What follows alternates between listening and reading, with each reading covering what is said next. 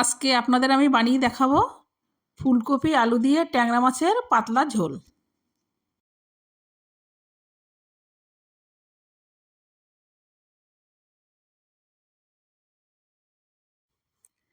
দেখুন এখানে আমার 600 গ্রাম ট্যাংরা মাছ আছে, একটা ফুলকপি আছে,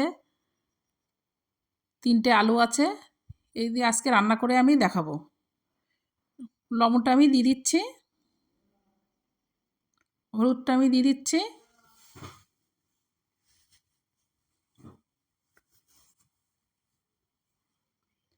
এবার মাছটা আমি ভালো করে মেখে নেব।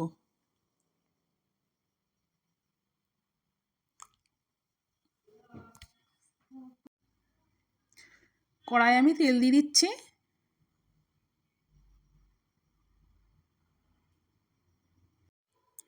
তেলে আমি একটু লবণ দিয়ে দিচ্ছি যাতে তেলটা মাছটা দেওয়ার পরে তেলটা না ছিটকায়। এবার একে একে মাছগুলো আমি দিয়ে দিচ্ছি।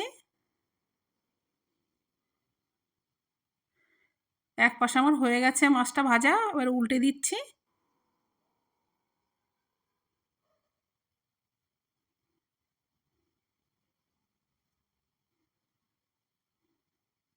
মাছগুলো আমার ভাজা হয়ে গেছে, আমি তুলে নিচ্ছি।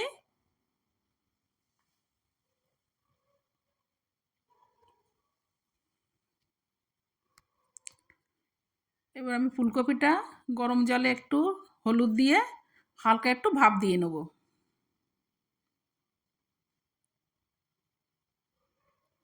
ওই তেলে, মাছ ভাজা তেলে আমি আলুগুলো দিয়ে দিচ্ছি, দিয়ে আলুগুলো আমি লাল করে ভেজে নেব।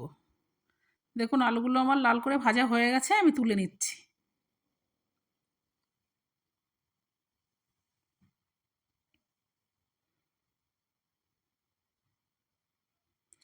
ওই তেলে আমি কপিগুলো ভেজে নেব।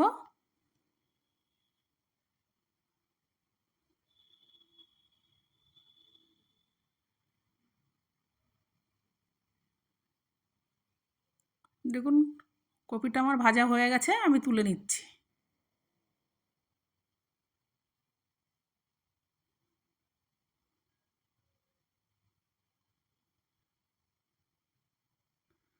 ফোড়নে আমি 5 ফোড়ন দেবো। এবার পেঁয়াজগুলো আমি দিয়ে দেবো। পেঁয়াজগুলো আমি লাল করে ভেজে নেব।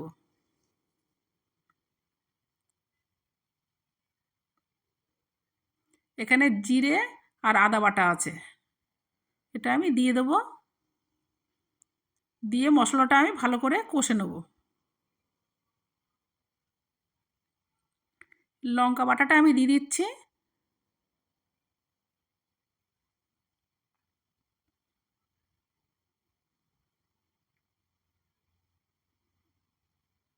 স্বাদ মতো লবণ, পরিমাণ মতো হলুদ, 2 চামচ আমি এখানে ধনের গুঁড়ো দিয়ে দেবো, আর স্বাদ মতো চিনিটা আমি দিয়ে দেবো। দিয়ে এবার আমি মশলাটা ভালো করে নেড়েচেড়ে কষে নেব।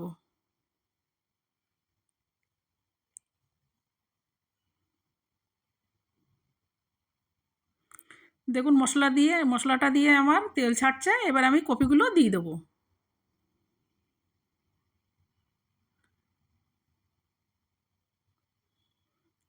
এবার আমি ভালো করে কপি আলুটা ভালো করে কষে নেব।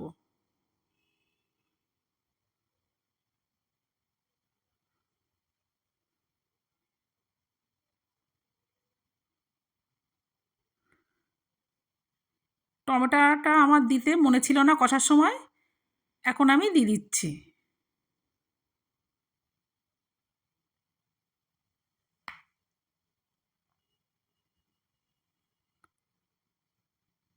এবার আমি জল দিয়ে দিচ্ছি পরিমাণ মতো।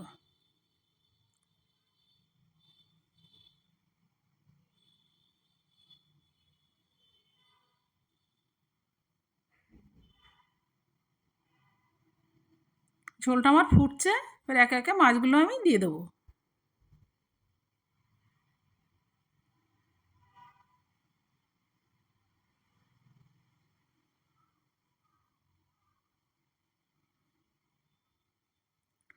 দেখুন তরকারিটা আমার হয়ে গেছে, ওপর দিয়ে আমি গরম মশলাটা দিয়ে দেবো।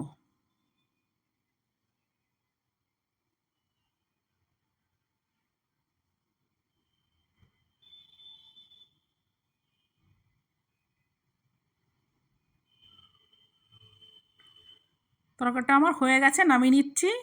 রেডি হয়ে গেছে আমার ফুলকপি আলু দিয়ে ট্যাংরা মাছের পাতলা ঝোল।